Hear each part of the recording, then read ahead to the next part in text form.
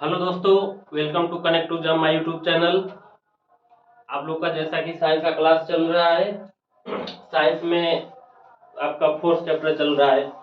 तो पहली चैप्टर में आप लोग को हम बताए थे कि फोर्स कैसे काम करता है। फोर्स मतलब बल। बल क्या होता है? बल आप लोग के या हम लोग के जीवन में यूज होता है, लेकिन आभास नहीं होता है। आभास होता है कभी कभी, जैसे हम लोग साइकिल चला रहे हैं तो वहां हम बल का यूज कर रहे हैं। कोई भी हम काम कर रहे हैं तो हम वहां बल का यूज कर रहे हैं। तो बल देखिए वह क्या चीज है, आप लोग को बताए थे। बल मतलब फोर्स। बल वह कारक है जो किसी वस्तु की स्थिति, मतलब किसी वस्तु का बल क्या होता है, हमेशा बाहर से लगता है। बल हमेशा बाहर से लगता है। बल वह कारक है जो किसी वस्तु की गति, वस्तु की क्या बदल सकता है, गति को बदल सकता है। और क्या बदल सकता है, आकार को बदल सकता है। वस्तु की गति और आकार और उसकी दिशा को बदल सकता है। बल किसी वस्तु की गति, आकार और दिशा। अब देखिए गति क्या हुआ, जैसे आप साइकिल चला रहे हैं या आप दौड़ रहे हैं तो वो आपका गति को बता रहा है, वो आपका गति को बता रहा है। जैसे आप दौड़ने की जो क्रिया है, जो दौड़ने की क्रिया है,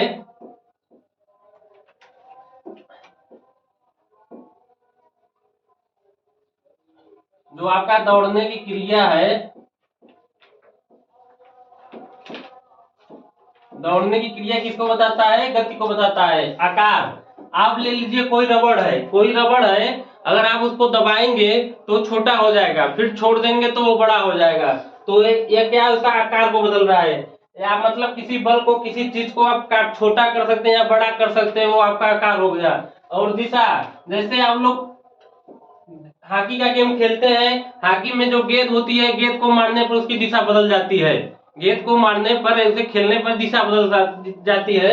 तो आप बल लगाकर किसी वस्तु की क्या हो सकता है, आकार, गति और दिशा को, तीनों चीज को आप बदल सकते हैं। तीनों चीज को आप बदल सकते हैं। और बल बल दो प्रकार से, एक संतुलित बल होता है, एक असंतुलित बल। एक बैलेंस फोर्स बल क्या होता है, एक बैलेंस,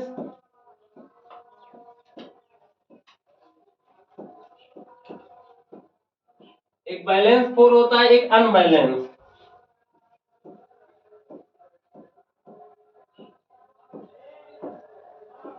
एक क्या होता है, अनबैलेंस।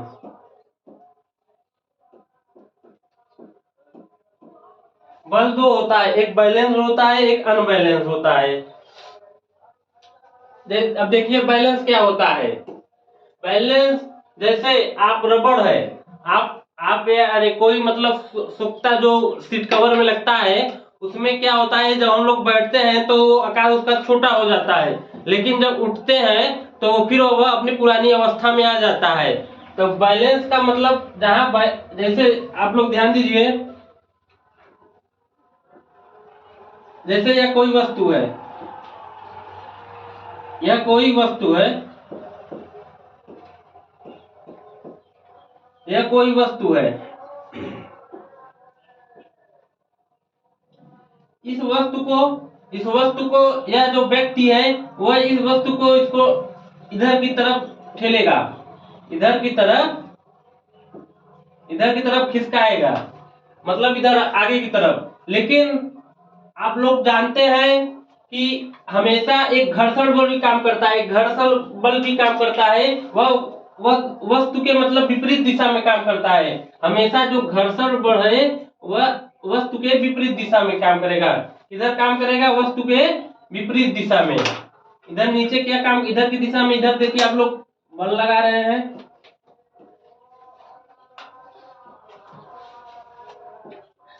और नीचे की तरफ आपका घर्षण बल कार्य कर रहा है।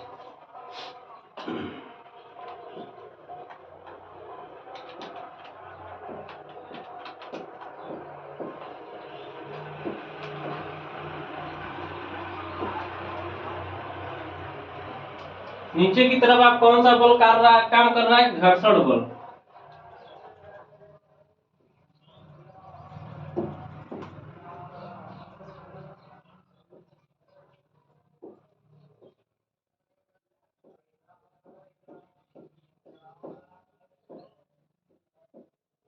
हमेशा घर्षण बल जो होता है, जैसे आप वस्तु को आगे की तरफ धकेल रहे हैं और घर्षण बल हमेशा उसके विपरीत काम करता है। जब वस्तु अगर वस्तु यहीं की यहीं रह जाए, अगर वस्तु यहीं की यहीं रह जाए तो हमें यहाँ पता क्या चलता है कि वस्तु की स्थिति बदली नहीं। वस्तु की स्थिति बदली नहीं, स्थिति का मतलब यहाँ से इधर थोड़ा सा भी नहीं हुआ। तो हमें यह पता चल रहा है जितना बल यह लगा रहा है जो व्यक्ति है, यह जो व्यक्ति जितना बल लगा रहा है, यह जो व्यक्ति जितना बल लगा रहा है उतना बल भी घर्षण बल लग रहा है। मान लीजिए यह 5 न्यूटन का बल लगा रहा है तो घर्षण बल भी 5 न्यूटन का बल लगा रहा है। जब यह दोनों समान हो जाएंगे तो हमें आप लोग कभी आप कोई काम करते हैं तो आपसे वो काम होता नहीं, उसकी स्थिति या आकार या उसकी गति बदलती नहीं। तो हमें यहाँ पता यह चल रहा है कि ये भी 5 व्यक्ति 5 न्यूटन का बल लगा रहा है और हमेशा गति के विपरीत, बल के विपरीत हमेशा घर्षण बल काम करता है। तो यह 5, इसका जो नेट बल होगा 5 माइनस 5, तो इसका क्या आ जाएगा? 0 आ जाएगा। तो हमें यहाँ क्या पता चल रहा है? हमें यहाँ यह पता चल रहा है कि घर्षण जो बल होता है, यहाँ जब 0 आ जाएगा तो हमें किस बैलेंस की प्राप्त हो जाएगी? बैलेंस बल। जो जो बैलेंस बल होता है उसका मान 0 होता है, उसका मान क्या होता है? 0 होता है। और देखिए अगर यही वस्तु को खिसकाने में, अगर यही वस्तु को खिसकाने में यहाँ पर क्या हो जाए? 10 न्यूटन का बल लग जाए, यहाँ पर व्यक्ति 10 न्यूटन का बल लगा दे और यह जो व्यक्ति यह घर्षण बल है वह 5 न्यूटन का ही बल लगे, तो हमें यहाँ से क्या प्राप्त होता है? आप लोग ध्यान दीजिएगा। देखिए अब नेट बल क्या होगा?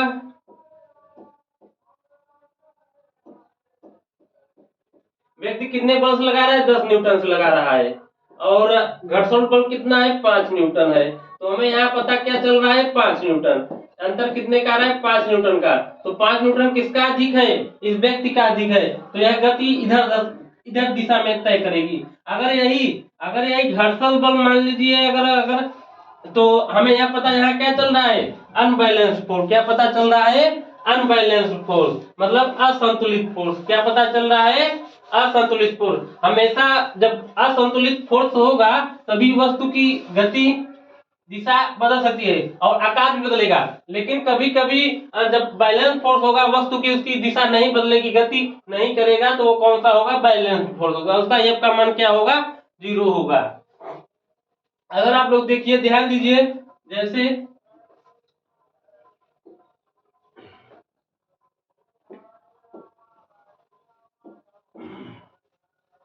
आप लोग ध्यान दीजिए, जैसे मान लेते हैं यह कोई वस्तु है, एक व्यक्ति इधर से खड़ा है, इधर से वो कर रहा है और एक व्यक्ति इधर ढकेल रहा है, एक व्यक्ति यहाँ पर है। यह मान लीजिए 5 न्यूटन से ढकेल रहा है उस वस्तु को और यह जो व्यक्ति इधर इधर मतलब कर रहा है यह 10 न्यूटन से कर रहा है। यह 5 न्यूटन से कर रहा है या 10 न्यूटन से कर रहा है? तो देखिए आप लोग अगर इसका नेट बल देखा जाए, जो नेट बल क्या होगा? नेट बल 5 माइनस 10, तो इसका क्या हो जाएगा? -5। जब -5, यहाँ देखिए नेट बल क्या आ गया? -5। तो हमें यहाँ पता चल रहा है जो यह वस्तु है इधर से न बल्कि मतलब बाएं से दाएं न होके दाएं से बाएं जा रहा है। इसका पता यह चल गया कि यह वस्तु बाएं से दाएं खिसकेगा, इधर मतलब कि बाएं से दाएं नहीं जाएगा। आप लोग समझ पाए होंगे जो बैलेंस फोर्स होता है, अनबैलेंस्ड फोर्स क्या होता है। तो यही आपका पिछली क्लास में हुआ था। और बल वह कारक जो वस्तु की गति, आकार और दिशा को बदल सकता है। जो F बराबर क्या होता है? F बराबर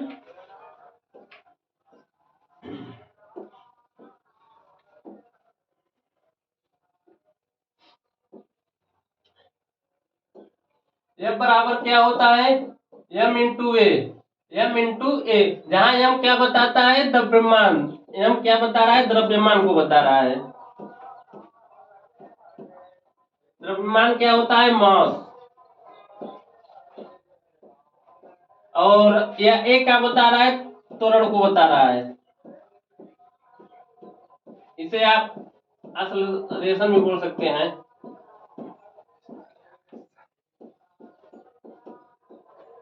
तो आप लोग समझ पाए होंगे, जो एफ है तो इसका अगर मात्रक पूछा जाए, इसका मात्रक होता है न्यूटन, इसका एसआई मात्रक क्या होता है, न्यूटन, एसआई यूनिट बोलते हैं, इसको लिखा जाता है न्यूटन। इसको कैसे लिखा जाएगा, न्यूटन से।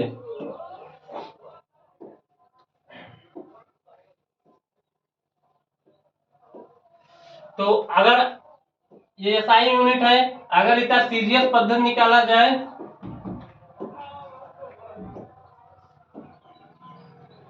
सीजीएस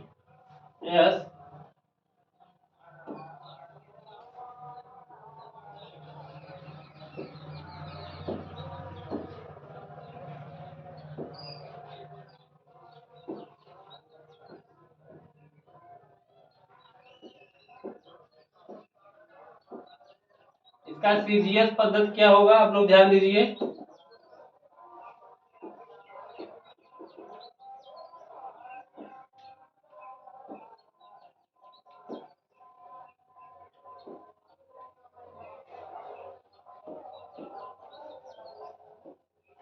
इसका सीजीएस पद्धति क्या होगा, जैसे अगर हम इसको कैसे, न्यूटन को कैसे लिख सकते हैं, न्यूटन को हम लिख सकते हैं किलो इंटू मीटर प्रति स्क्वायर। क्या लिख सकते हैं, किलो इंटू मीटर प्रति स्क्वायर। और इसका सीजीएस में क्या होता है, डाइन होता है।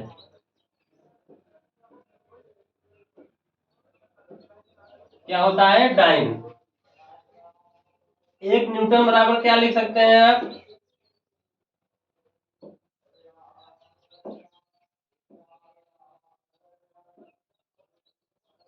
एक न्यूटन बराबर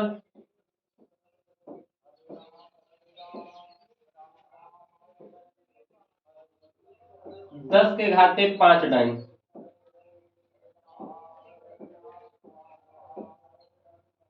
10 के घाते 5 डाइन।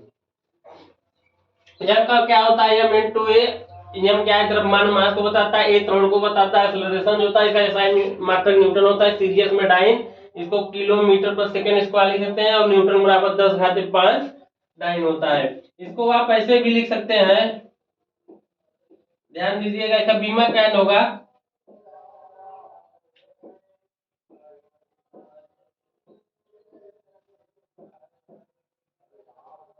बीमा होगा एम एल टी के पावर -2, एम एल टी के पावर -2।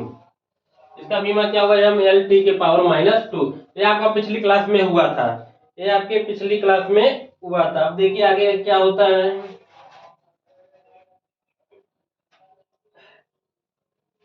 चलिए अगली क्लास में चलते हैं, अगला टॉपिक में। जड़त्व। जड़त्व किसी भी वस्तु का जड़त्व उसका वह प्राकृतिक गुण है जो किसी वस्तु की विराम या गति की अवस्था में परिवर्तन का विरोध करता है। किसी वस्तु का द्रव्यमान उसके जड़त्व की माप है। आप लोग ध्यान दीजिए, जड़त्व क्या होता है, जड़त्व का मतलब यह होता है कोई वस्तु अगर गति की अवस्था में है तो वह गति ही करे, अगर विराम है तो विराम का, जो जो जड़त्व है वह यह फॉलो करता है, कोई वस्तु है तो वह गति की अवस्था में गति में ही बना रहे, अगर कोई वस्तु या गति है तो गति की अवस्था में रहे, या विराम रहे या विराम की अवस्था में रहे, यही उस वस्तु का क्या होता है, जड़त्व होता है। उस वस्तु का क्या होता है, जड़त्व होता है। जैसे आप लोग क्या होता है, कभी कभी आप लोग का अगर कुछ काम कर रहे हैं, कुछ काम आप लोग कर रहे हैं, लेकिन आपको कोई डिस्टर्ब कर दे रहा है, तो आपको क्या आ जाता है, गुस्सा। जब आपको गुस्सा हो जाता है तो जो अगर आप जब कंटिन्यूटी, तो आपको बुरा लगता है, तो वहां कोई आपको वहां परेशान किया तो वो कुछ फोर्स लगाया, तो ये जो जड़त्व है, मतलब आपका वो जो विरोध हुआ वो जड़त्व हुआ। जो आपका मतलब आप काम कर रहे हैं मन लगा के, वही आपका जड़त्व है। जड़त्व का मतलब यही है किसी भी वस्तु की जड़त उसका वह प्राकृतिक जो उसकी विराम या गति की अवस्था में परिवर्तन का विरोध करता है। जो किसी वस्तु की जैसे विरोध का मतलब यह हुआ कि जैसे आपकी जो अवस्था है वह बनी रहे, जो अवस्था है, जो अवस्था है वह अवस्था आपकी बनी रहे, जो आपकी अवस्था है वह बनी रहे। जैसे मान लीजिए अगर आपकी गति की अवस्था है तो गति की बनी रहे, या विराम की अवस्था है तो विराम की बनी रहे। जो आपकी अवस्था है तो वह आपकी बनी रहे। किसी भी वस्तु मतलब जड़त्व वह प्राकृतिक जो किसी वस्तु की विराम या गति की अवस्था में परिवर्तन का विरोध करता है, उस किसी वस्तु का द्रव्यमान उसके जड़त्व की माप है।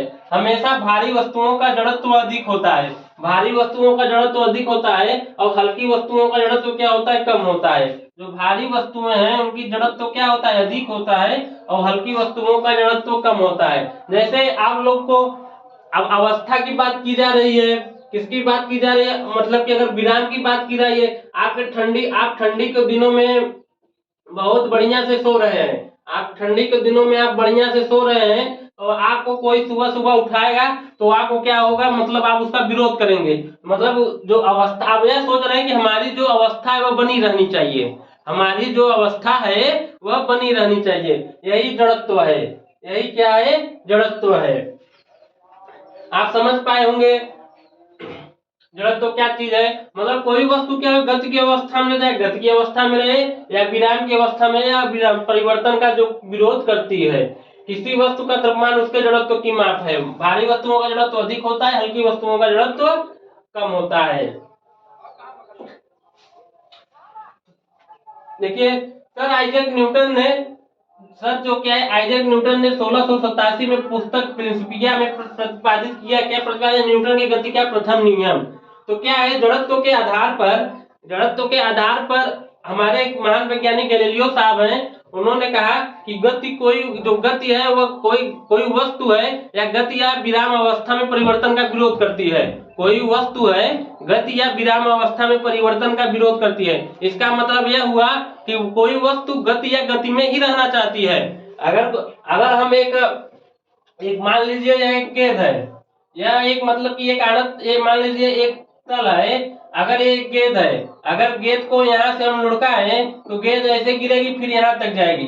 गेंद, आप लोग ध्यान दीजिए, आपको हम कहना क्या चाहते हैं, जैसे यह कोई तल है, आप लोग देखिए, देखिए एक गेंद ऐसे मान लीजिए कोई है वस्तु, यहाँ गेंद जाने का जगह है, गेंद ऐसे जा रही है, गेंद ऐसे जाएगी, लेकिन एक समय क्या होगा, गेंद इधर से भी निकल जाएगी, गेंद इधर जाएगी। अगर कोई बल लगाया न जाए तो गेंद आराम से यहाँ भी पहुंच जाएगी, गेंद आराम से यहाँ भी पहुंच जाएगी। अगर फिर बल न लगाया जाए तो गेंद ऐसे भी निकल जाएगी, गेंद ऐसे भी निकलती जाएगी। अगर बल न लगाया जाए तो गेंद ऐसे भी, गेंद क्या हुआ, अगर हम गेंद को न रोके, एक मान लीजिए कि अगर बल को हम नगण्य मान लें, बल को क्या अगर बल न लगाए तो वह जो गेंद है, जो वस्तु है वह निकलती चली जाएगी। इसका मतलब यह है कोई वस्तु है गति या विराम, जो गति है वह गति में ही बनी रहनी चाहती है, या विराम है वह विराम में बनी रहनी चाहती है। उसका विरोध क्या है, जड़त्व है। तो यही गैलीलियो साहब ने दिए। तो उसके बाद न्यूटन साहब आए सन 1687 में, इन्होंने गति के नियम दिए, इसी को गति का नियम बना दिया, इसी को गति का गति के इनके 3 नियम है। गति के कितने नियम है, 3 नियम है। आइए देखते हैं गति का नियम क्या है।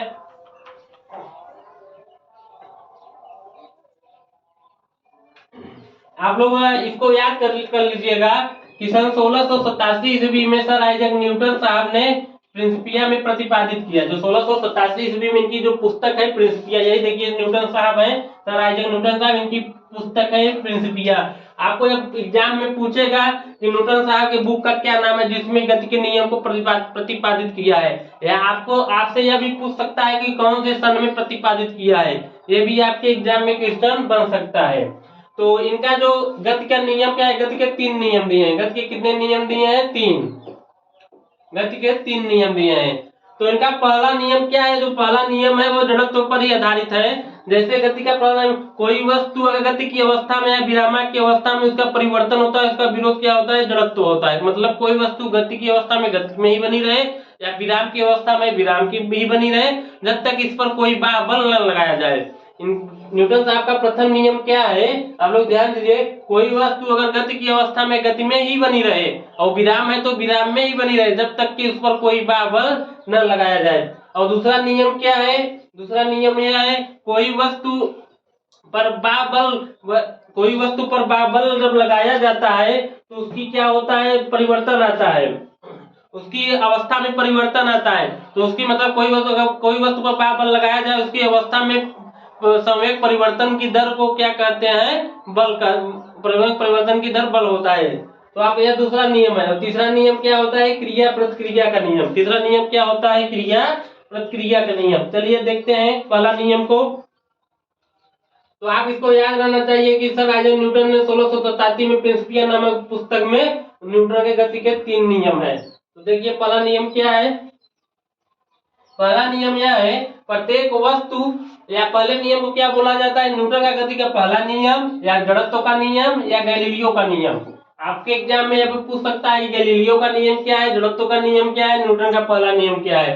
प्रत्येक, देखिए आप लोग ध्यान दीजिए, प्रत्येक वस्तु अपनी स्थिर अवस्था या सरल रेखा में एक समान गति की अवस्था में बनी रहती है। प्रत्येक वस्तु अपनी स्थिर अवस्था या सरल रेखा के गतिमान की अवस्था में बनी रहती है, जब तक कि उस पर कोई बाहरी बल कार्यरत न हो, जब तक कि उस पर कोई बाहरी बल कार्यरत न हो। आपको हम यही बताए थे, जबकि ध्यान दीजिए, जैसे ये साइकिल है, अगर एक साइकिल ले लिया जाए, अगर आप साइकिल है, साइकिल को आप जब तक चलाएंगे नहीं तब तक वह विराम बनी रहेगी। अगर एक साइकिल है, जब तक आप चलाएंगे नहीं वह विराम में बनी रहेगी। तो इसको क्या कहते हैं, विराम की अवस्था। इसको क्या कहते हैं, मतलब विराम, स्थिर की अवस्था कहा जाता है। जब उसको हम चलाएंगे तो क्या हो जाएगी, गति की अवस्था में हो जाएगी। जब उसको हम चलाएंगे तो क्या हो जाएगी, वह गति की अवस्था में हो जाएगी। तो यही न्यूटन साहब ने कहा कि जब कोई वस्तु गति की अवस्था में है तो गति की अवस्था में बनी रहे, और विराम की अवस्था में है तो विराम की अवस्था में बनी रहे, जब तक कि उस पर कोई बाहरी बल कार्यरत न हो।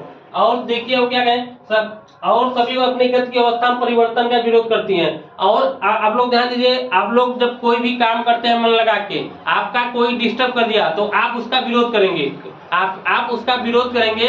तो यही मतलब न्यूटन साहब ने पहले नियम ये कहा कि कोई वस्तु है अपने परिवर्तन का विरोध करती है, क्योंकि आपका क्या हुआ, परिवर्तन हुआ, आपका क्या हुआ, परिवर्तन हुआ, तो आपको लगा गुस्सा, तो गुस्सा हुआ तो आप क्या किए, विरोध किए। तो यही आपका परिवर्तन का नियम है। सभी वस्तुएं अपनी गति की अवस्था में परिवर्तन का विरोध करती हैं, और विरामावस्था में रहने या समान वेग से गतिशील रहने की प्रवृत्ति को जड़त्व कहते हैं। जड़त्व एक क्या है, एक प्राकृतिक गुण है। जड़त्व हमारी एक प्राकृतिक गुण है, मतलब हम जो काम कर रहे हैं वो करते हैं, कोई डिस्टर्ब न करें, कोई काम कर रहे हैं वो करते रहें, कोई डिस्टर्ब न करे, वो आपका अंदर एक जड़त्व है, एक प्राकृतिक गुण है। हर एक वस्तु में जड़त्व, इनर्शिया, जिसे इनर्शिया कहते हैं, हर एक वस्तु में अपना एक जड़त्व होता है। उसी को न्यूटन साहब ने बताया कि जब तक किसी वस्तु में विरामावस्था या समान वेग में गतिशील रहने की प्रवृत्ति को जड़त्व कहते हैं।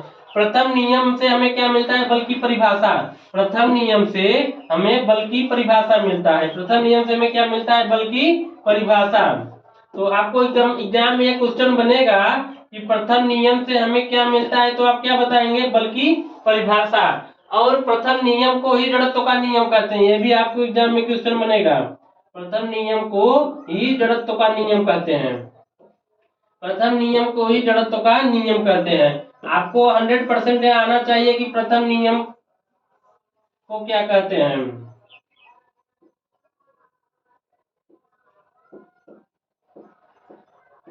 जड़त्व का नियम।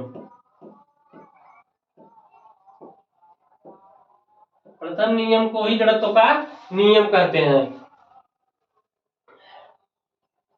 देखिए आगे क्या है, आगे देखिए उदाहरण है कुछ प्रथम नियम के कुछ उदाहरण, जैसे रुकी गाड़ी को अचानक चलने पर उसमें बैठे यात्री पीछे की ओर झुक जाते हैं। आप लोग ध्यान दीजिए, मतलब आप लोग के ये जो न्यूटन के गति के नियम है आपके व्यवहार में यूज हो रहा है, ये आपके व्यवहार में यूज हो रहा है, लेकिन आप उसको एक सही आप नाम नहीं जानते हैं इसको क्या कर रहे हैं, इसका मतलब क्या यूज है, लेकिन जब आप साइंस पढ़ेंगे तो उसका यूज जानेंगे कि इस शब्द का यहाँ पे यूज हुआ है। देखिए पहला क्या है कि कोई जो गाड़ी है अचानक चलने पर उसमें बैठे यात्री पीछे की ओर झुक जाते हैं। मतलब अब जब कोई गाड़ी है और कोई गाड़ी रुकी हुई है तो वह विरामावस्था में है, वह क्या है, विरामावस्था में है। अगर गाड़ी अचानक चल देगी तो उसमें बैठे यात्री क्या होते हैं, पीछे की ओर झुक जाते हैं, क्योंकि हमेशा जब गाड़ी रुकी है तो आपका क्या, रुकी है तो वो विरोध कर रहा है, तो इसमें क्या होता है, रुकी गाड़ी में उसमें बैठे यात्री पीछे की ओर झुक जाते हैं। और दूसरा उदाहरण क्या है, चलती हुई गाड़ी में अचानक ब्रेक लगाने पर उसमें बैठे यात्री आगे की ओर झुक जाते हैं। देखिए गाड़ी चल रही है तो आप बैठे हैं, तो गाड़ी जब चल रही है तो आपका शरीर भी गतिमान रहता है, लेकिन शरीर का जो नीचे का पोर्शन होता है, कमर के नीचे का, वो गतिमान है, लेकिन कमर के ऊपर का गतिमान नहीं है। कमर के ऊपर का जब गाड़ी ब्रेक लगाई तो क्या होता है कि ये जो नीचे का पोर्शन है ये जल्दी मतलब रुक जाता है, ये गाड़ी क्योंकि गाड़ी के संपर्क में रहता है, तो हमारा जो कमर के नीचे का बॉडी है ये तो रुक जाता है, लेकिन जो ऊपर का सिरा है सर से लेके पेट तक ये अभी गतिमान ही अवस्था महसूस करता है। तो इसलिए जब ब्रेक लगाया जाता है तो हमारा शरीर आगे की ओर क्या होता है, झुक जाता है। ये आपको उदाहरण आने चाहिए, एग्जाम में क्वेश्चन बनेगा। और तीसरा उदाहरण क्या है, अब लोग ध्यान दीजिएगा, तीसरा उदाहरण यह है, कोई कंबल को जब हम उसको, कोई कंबल मान लीजिए उसमें बहुत धूलकण है, कोई कंबल है अगर हम उसको डंडे से पीटेंगे तो उसका धूलकण हमेशा आप लोग के व्यवहार में यूज भी करते होंगे। कोई कंबल है आप उसको पीट रहे हैं, उसमें जो धूलकण होता है तो हमेशा वहीं ही नीचे गिरेगा जहां आप उसको डंडे से पीटेंगे। अगर आप उसको ये नहीं कि पीटेंगे उड़ जाएगा, उसका जो धूलकण है यह धूलकण झड़कर नीचे ही गिरेगा। यही न्यूटन साहब का मतलब इस पर आधारित, मतलब इस पर काम करता है। और देखिए चौथा उदाहरण क्या है, पेड़ की टहनियों को जब हम पेड़ की टहनियों को हम उसको हिलाते हैं तो उसका फल क्या होता है, टूटकर नीचे गिर पड़ता है। उसका जो फल होता है वह टूटकर क्या होता है, नीचे गिर पड़ता है, या नहीं कि उसका ऊपर उठ के चला जाएगा। और तीसरा देखिए, पांचवा क्या है, अगर आप उसका, ये सब आप अपने लाइफ में यूज भी कर सकते हैं। आप मान लीजिए कोई गिलास ले लेते हैं, कोई गिलास है, गिलास के ऊपर देखिए जैसे ये,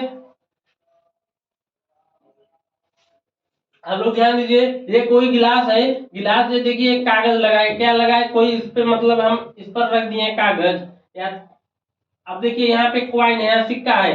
अगर आप इस कागज को, इस देखिए कागज को आप एक झटके में तानेंगे अपने तरफ, इस कागज को आप अपने तरफ एक झटके में तानेंगे तो इसके ऊपर जो ये सिक्का है वह देखिए यह नीचे आ गया, जो यह सिक्का है यह नीचे आ गया। यही न्यूटन का पहला नियम फॉलो करता है कि मतलब ये देखिए कोई कागज है, देखिए नीचे आ गया, मतलब कोई वस्तु गति की अवस्था, मतलब ये देखिए आप इसे ताने, लेकिन जब तक आप यह सिक्का महसूस करता है हम गति की अवस्था में, है कि रुकी हुई सिक्का, इसको अपनी गति अवस्था में आने में समय लगेगा, लेकिन जब तक उसे पता चलता कि हम गति में आए तब तक वह वस्तु क्या है, यह सिक्का नीचे गिर गया। यही न्यूटन का यही पहला नियम है। और आप लोग को, जैसे आप लोग जब ट्रेन में बैठे हैं, आप लोग मानिए ट्रेन से बैठ के जा रहे हैं और हाथ में आप बाल लिए हैं, हाथ में क्या लिए हैं, बॉल, हाथ में क्या लिए हैं, बाल। आप लोग ध्यान दीजिए, एक कोई ट्रेन जा रही है, ये कोई ट्रेन है, ये ट्रेन अपने दिशा में इधर की तरफ जा रही है, आप इसमें बैठे हैं, आपके हाथ में क्या है, बॉल, आपके हाथ में है बॉल। अब बाल को क्या होगा, उछाड़ेंगे, आप बाल को, इस बॉल को, आप गेंद है इसको आप ऊपर की तरफ फेंकेंगे। जब ऊपर की तरफ फेंकेंगे, मान लीजिए यह ट्रेन की स्पीड है 40 किलोमीटर प्रति आवर, इस ट्रेन अपने स्पीड से 40 किलोमीटर प्रति आवर की स्पीड से जा रही है। आप गेंद को उछाले, अगर ट्रेन की स्पीड यही है, मान लीजिए आप जब गेंद उछाल दिए और ट्रेन की स्पीड 40 है तो आपके अंदर की भी स्पीड महसूस होगा 40 ही, आपका जो अंदर का भी स्पीड है यहाँ भी 40 का महसूस होगा, यहाँ भी किसका महसूस होगा, 40 का, यहाँ भी आप 40 का महसूस करेंगे। अब गेंद उछाल दिए, अब गेंद उछाल के यहाँ आ गया, अगर ट्रेन की स्पीड यही बनी रही, अगर ट्रेन की स्पीड समान है, अब ध्यान दीजिएगा, अगर ट्रेन की स्पीड समान है 40 से 40, मतलब 40 से, अगर ट्रेन की स्पीड 40 से 40 ही बनी रही।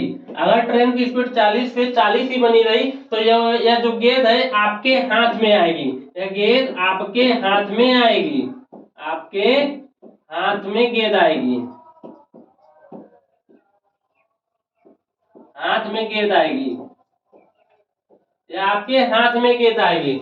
और अगर अगर मतलब समान चाल से चले, इसे क्या बोलेंगे, समान चाल। अगर ट्रेन की स्पीड, मान लीजिए आपने गेंद फेंक दिया, आप 40 की स्पीड से आप जा रहे हैं और गेंद को हमने उछाल दिया ऊपर की तरफ और गेंद चली गई ऊपर, और तब तक ट्रेन ने अपना स्पीड बढ़ा दिया।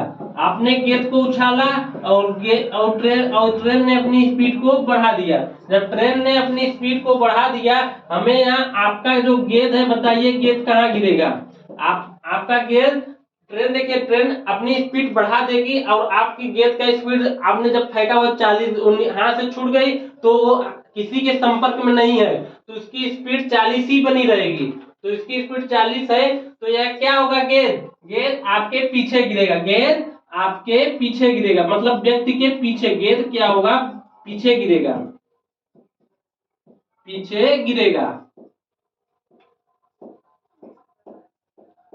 गेंद क्या होगा, पीछे गिरेगा। आप लोग समझ पा रहे होंगे गेंद कहाँ गिरेगा, पीछे गिरेगा। और आप लोग ध्यान दीजिए,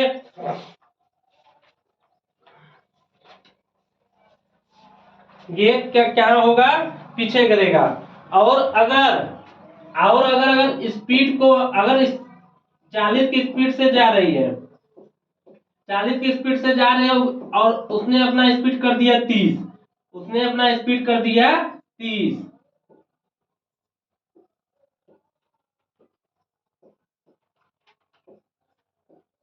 40 की स्पीड से जा रही है और स्पीड कर दिया कम, तो गेंद कहाँ गिरेगी, आप लोग बताइए। गेंद जब स्पीड अब 40 से जा रही है, तो गेंद जब आपने फेंका तो इसकी स्पीड 40 थी, और जब गेंद, अब जब तक उसकी ट्रेन की स्पीड क्या हो गई, कम, मतलब पीछे की तरफ हो गई, तो गेंद तो उस समय तो 40 का ही स्पीड समझ रहा होगा कि हमारी स्पीड भी 40 की बनी है, तो गेंद आगे गिरेगा। गेंद कहाँ गिरेगा, आगे। गेंद कहाँ गिरेगा, आगे। आप लोग समझ पाएंगे हम आप लोग को क्या कहना चाहते हैं। गेंद कहाँ गिरेगा, आगे गिरेगा।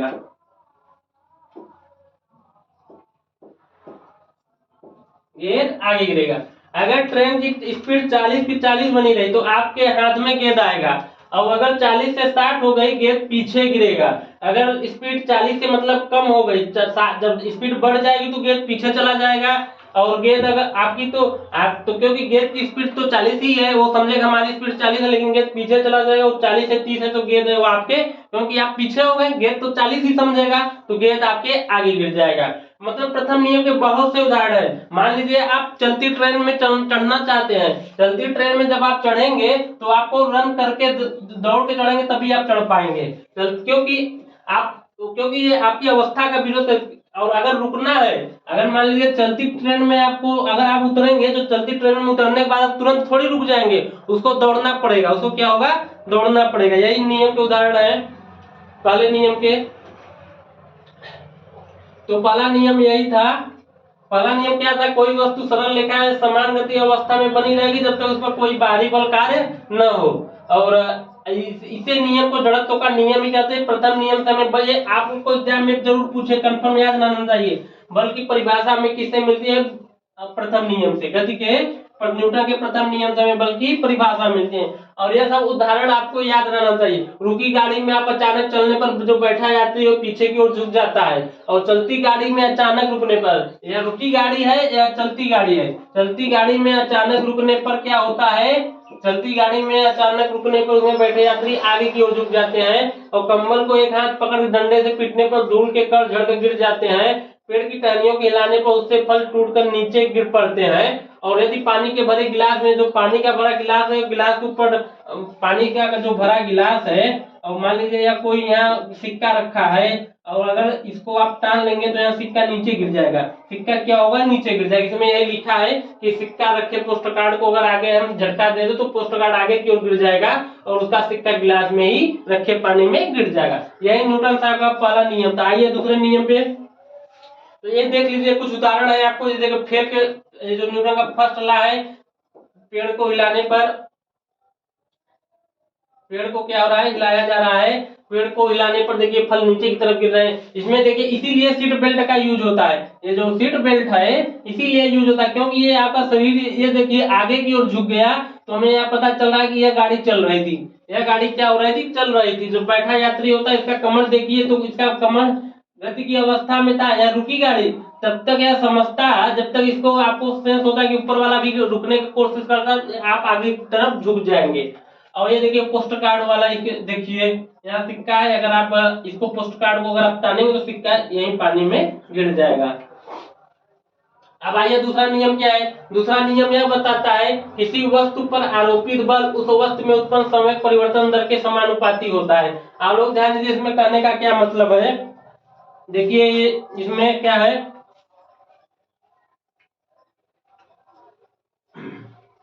आइए देखते हैं दूसरा नियम क्या होता है। देखिए मान लीजिए कोई क्या है, बल है। इसमें कहने का क्या मतलब है,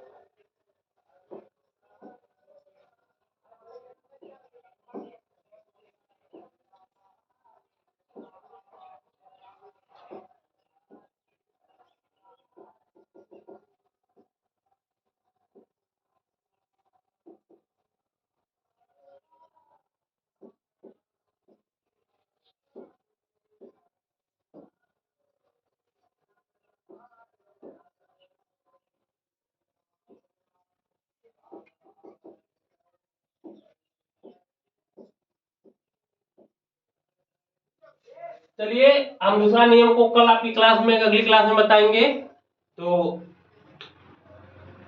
आज आपका क्लास आपको समझ में आना चाहिए, आपको समझना बहुत जरूरी है।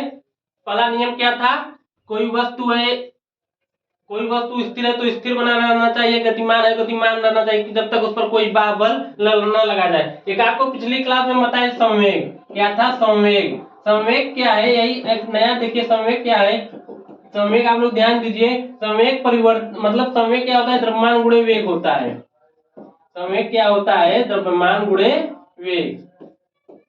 संवेग क्या होता है, द्रव्यमान गुणे वेग होता है। तो आप लोग को ये याद होगा। अब चलिए आपको अगली क्लास में हम बताएंगे कि कैसे ये दूसरा नियम फॉलो करता है।